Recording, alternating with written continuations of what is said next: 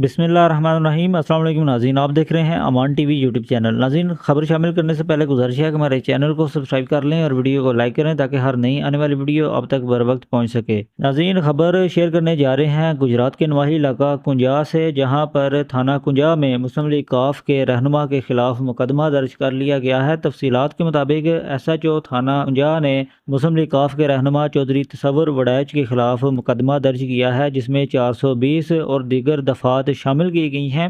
FIR के मतन के मुताबिक काफ लीगी रहनुमा ने जाली दस्तखत किए हैं SHO के और जाली मोहर लगाकर बोगस चिट्ठी जो है DPO गुजरात ऑफिस भेजी, जिस पर जो है वो मुकदमा जो है वो दर्ज किया गया है।